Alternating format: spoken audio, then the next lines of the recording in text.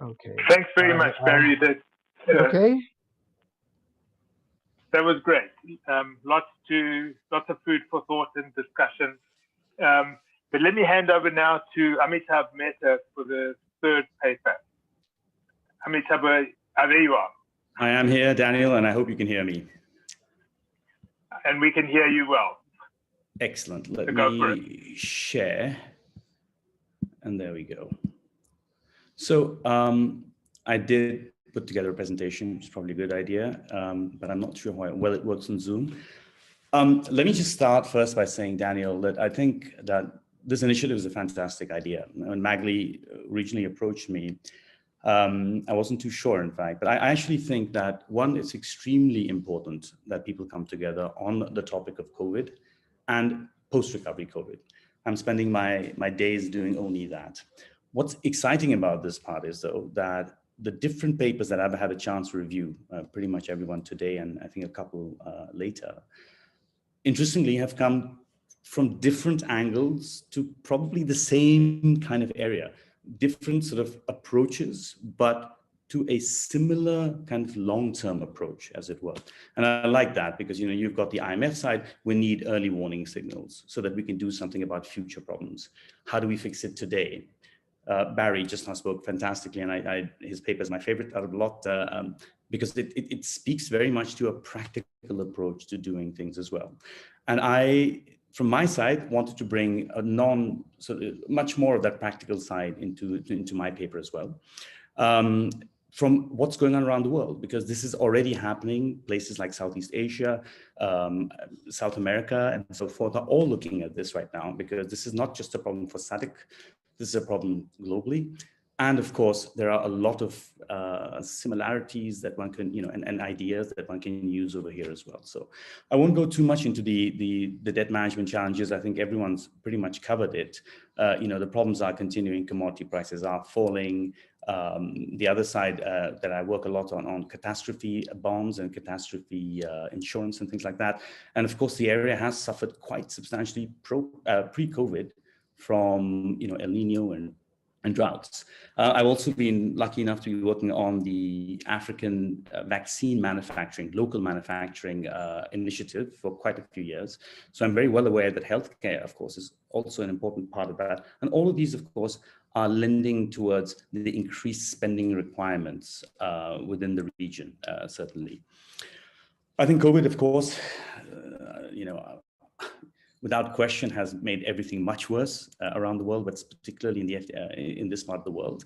I'll pick on a couple of things. For example, you've got the FDIs really disappearing very quickly, and that's not just because of the region and its problems, but also because globally capital markets, etc., are just stopped. All the very, very simple, non-dangerous kind of investments that they've made have suddenly gone to bust, securitizations, so forth. Everything is on its way down. And so suddenly no one's investing. So that's a big, big, big problem as well. The one thing that I guess I would love to mention also is the informal sector, because within SADC, it's specifically an important part to play within the debt issue, because I think the informal sector, because it's such a big part of the overall GDP of the actual region, must be also looked at. I don't think there's any real numbers around how badly it's been affected, but I think that that's something that's made much worse by the COVID situation as well. On the other side, of course, it also brings opportunities. Barry spoke just now about a variety of different kinds of bonds that are being issued around the world. There's a different awareness in the market. Suddenly, COVID has brought awareness to the market in terms of social impact initiatives. And along with that, social impact financing. So impact investors are growing. Over the last 9 months, if you look at the capital markets globally, they have been quiet, right? In fact, a negative, I would say, in many cases. No new issuances, no IPOs, nothing. Suddenly, one asset class is growing and growing like mad, and those are COVID bonds. And as again, Barry mentioned, I think a couple of minutes back, in Europe, the 100 billion one that the European Union has been discussing since March, the Corona bond, as it's wonderfully called, that is something that is grading. Yeah. So sustainability bonds, Corona bonds, all of these bonds are really growing very fast this year, and there are investors for it. It's not just being issued by multilaterals and by governments, but also by the private sector. Bank of America was one of the first ones, BBVA, etc. So there is a new asset class in terms of the capital markets that is growing specifically that could be very useful for a region like SADC. Trends are changing, right? For example, tourism and so forth, when it comes back, and it will, it's still going to be very much a new kind of a style. Working from home, very much so. Working in remote places, very much so. Also, because of the losses that are being incurred right now by a variety of companies across the world, airlines or whatever business, all of those guys need to reduce costs. So they need to move to places where they can actually reduce costs going forward. So I think that SADC, if it plays its cards right, could actually attract a lot of that money. If it plays its cards right, even the beginning of this presentation, I've put something about a sustainable recovery, about a green recovery, about an SDG recovery, which also one of the other speakers spoke about. Why? Because that's where the money is at the moment, and that's where the money can be attracted from for doing things and helping the debt situation in the region as well. So as I said, I mean, the key to this is not just a one-off. We're not trying to fix a debt problem or a debt crisis that might happen. This has to be a sustainable, long-term thing. And many of the components that the other speakers have spoken about and have written about as well, all have to come together. It's a long-term good dish which needs different ingredients within that. So all of these things will have to come together to create not just a fix, but a sustainable fix over a longer period of time. And that requires a holistic approach, and that really requires a sustained economy, right? At the end of the day, debt GDP ratios, for example, and so forth, those are all a subject of how the economies are going to be successfully functioning over years, right? The US, everyone knows, has had a very high ratio for this side, for example, over 100, right? 110, 100, whatever, 15, depending on which numbers you look at. But they still function because the capability of repaying it is okay. So the 77% on its own, or the 50% ratio for the SADC region, heading towards 77, is not that important, as is important the capability. And that's what we're focusing on. And capability depends on the capability of the economy to be providing, to be functioning, to be moving. And for that, infrastructure is without doubt one of the most important growth drivers. So whatever way we look at it, I think that is something that needs to be focused on if you want to fix the GDP, the debt problem, as it were, or the expected debt problem that's going to come in the future. What we need for that? Well, we certainly need a recovery strategy, but we need a green economic recovery strategy which is sustainable. I'm putting all the buzzwords in there because all these buzzwords will be important when we go forward. One, to decide the strategy, and two, to attract the money to pay for that strategy, and in a way that doesn't add to the debt of the country. It could add as well, but as long as it keeps the businesses functioning, the economy moving, then it's okay. I put together sort of the objectives of debt management strategies that they need over here. Achieve. So we need to get something that needs to be done, which is growing the economy, right? We need to improve the kind of borrowings that they're doing. They need to reduce the cost of that, where they're borrowing from, what conditions they're borrowing under as well. And then thirdly, you need to ensure that there's no point in putting more money in if no point in opening a tap for more water if there's still a hole. It'll just keep seeping out. So we need to also make sure that you need to rationalize, make more efficient government spending, but also substitute and augment that with private sector funding, which everyone speaks about, but no one really speaks about how to do it. So rather than money coming to the government, them funding the assets and thereby increasing their debt, why not create the conditions where the money goes directly to the projects and there is some kind of a support by the governments and the multilaterals within that. So you can't see it behind this, sorry, but basically there's 5 areas that I've looked at, and I've said that, look, in order to make this a sustainable and a long-term fix within that, and I have taken the SADC region as a whole. I take Cyrus's comments very well for Jan earlier on, but I guess this is a situation where united we stand and divided we fall. I really feel that. And if you look across the world, ASEAN, EU, and other places, they are all coming together to ensure that that happens together, because I think that's the only way that will function well. So the 5 areas: catalyze capital resources, get private sector money in. We want to look at competitive growth positioning, contingency planning, and so forth. So define. So I'll just quickly run through these and buzz me in case I'm going over the top and over time. Sorry. Right. Oops. So let me start with the catalyzed capital for green growth. So as I said earlier, there is a global market which is out there, which is looking at Corona bonds, looking at investing in this. The reasons are very good, actually. The fundamental reasons why a Corona bond market is booming suddenly is because there are revenue streams. Okay, within, and again, Barry spoke about this earlier, but there are revenue streams from projects that are going to be invested in or taken care of. So there are bonds that are catering to that. Bank of America is issuing a private sector bond, and the money from that is going where? It's going into healthcare. Well, guess what? Healthcare is a growing area. It does have revenue streams within that. And so it makes sense to invest within that. The difference today is that within the COVID bonds, the return expectancy is much lower, because in my view, the awareness about the social impact is much higher because of the COVID situation. So that's why I say that there is an opportunity within this as well. Why don't we issue, for example, like a SADC COVID-19 sustainability bond? The EU has taken from March till now to actually get that together, because while Italy, Portugal, Spain did it, the weaker economies, France, Germany were totally against it, because again, they felt that they would be funding they would be funding the poorer economies, as it were. But I think that the SADC could really do something with that as well. They could issue a bond in the market. And the key to that is the third point I put in there, which is the multilateral credit enhancements.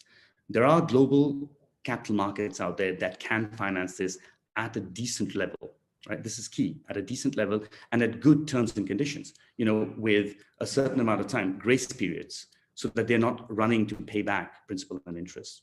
Also with revenue guarantees, for example, or guarantees in terms of liquidity facilities and so forth. All of these things, multilaterals have started doing already in other parts of the world. Southeast Asia is a perfect example of that. So with those credit enhancements, what you can do is you can take these bonds and go to the global capital markets and attract money from there for projects. So again, not going to the government, but supported by the government and going to the projects. And those ones which are basically producing revenues. So what about the ones that are not producing revenues? Well, that frees up government money to go towards those. If their infrastructure has been financed directly, then they have free money to then go and spend on the other side. That should keep a lid also on the overall borrowing that they should need within that. So the paper speaks about this a little bit as well. The second part that I had spoken about is competitive positioning. COVID has a lot of opportunities, opened up a lot of opportunities, as I mentioned. I've, in the paper, spoken about the Portuguese model. What does Portugal have to do with SADC? Surprisingly, a lot. Portugal has always been the most difficult part of Europe. They always need to be helped. They're bad GDP, bad infrastructure, poor policies, no money. Their debt to GDP levels were over 100 for a long time. And over the last 4 to 5 years, what they've done is fantastic. And today, this year or next year, they're expecting to be debt zero.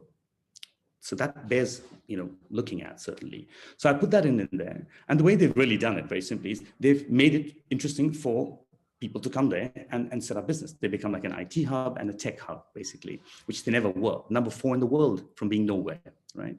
So why doesn't SADC look at that? And when you look at the SADC region, there's a whole variety of things that are happening there, okay? Most importantly, I think the tourism industry, when it comes back, is going to be very important. It still is important, but the new adapted COVID-19 style facilities, very much so. People are looking at nature. They are looking at getting out into the open, into wildlife, and so on and so forth. So that's getting much more interesting. So why not make it a hub, right? Why not do it for the whole region as a hub? Healthcare, because I work a lot with the WHO and with other healthcare groups. Healthcare within the region is very strongly needed. Not there yet, but strongly needed. So South Africa, for example, has the only PPP in the world, as far as I know, which looks at vaccine manufacturing, okay, BioVac. Now, those kind of things are very highly needed. And I spend the other half of my life speaking at local manufacturing discussions. So we've had ones recently across Africa, Tanzania, North Africa, South Africa as well. With the whole COVID thing, because of supply chains breaking, et cetera, there's a need for local manufacturing. Not only is there a need, suddenly the multilaterals, suddenly the foundations, and suddenly also private sector money is saying, okay, we understand that if problems happen, that 60% of vaccines are being made in India, they can't come from India to Africa, and then we're stuffed. So we need to have those in Africa. That manufacturing hub needs to start coming to the SADC region. And they are actually fairly well equipped for it. If you go deeper into it, and I've done research into that, there's a lot of stuff that they can do there. You know, again, South Africa and other parts of the region also are being very famously in the newspapers these days about the vaccine tests and so forth that are being done, stage clinical trials and so forth. So why not bring those? And I've listed a whole bunch of them over there, which, you know, you can go into in the paper. But certainly as climate becomes important, as research becomes and education becomes important, large part of this area is very important for that, because if you think about the biodiversity in the area alone, why don't we have enough universities about that people will come there? Education as a business as well, attracting money in to make this business economy function for the sustainable long-term debt management of the country. So again, I'd urge you to have a look at that. And so I've suggested this SADC hub idea as well. Oops, it doesn't like me. Right, so moving on from that, then, so those are two areas that we've already looked at. The third one is about correcting fiscal. So as I said, no sense in not using what we got, plugging the holes and using the stuff that we have right now with us, right? So savings for rationalizing, you know, I don't think we need to speak long enough about this to know that many of the public sector units and businesses that are there in the region are hemorrhaging money. And that's because of inefficient use of that. So let's try and tighten that up and make the savings a bit more so that the spending is not as high. The requirement of spending is not as high. So that is the one area. The second is, and someone's spoken about this, these debt for nature swaps. I'm a big believer in them. We worked on them in several cases. Madagascar, I think, did one as well. In Asia, they've been pretty popular as well. And I think that now, when there's an awareness on one side of COVID, about healthcare, about the climate, I think these swaps are perfectly there for region. And the region are, of course, biodiversity, forests, oceans, everything is there. So I think that they should benefit from that, where they say, look, no one's going to go out there and say, okay, we'll just release all the financing, the lending that we've given to you. We won't forgive it.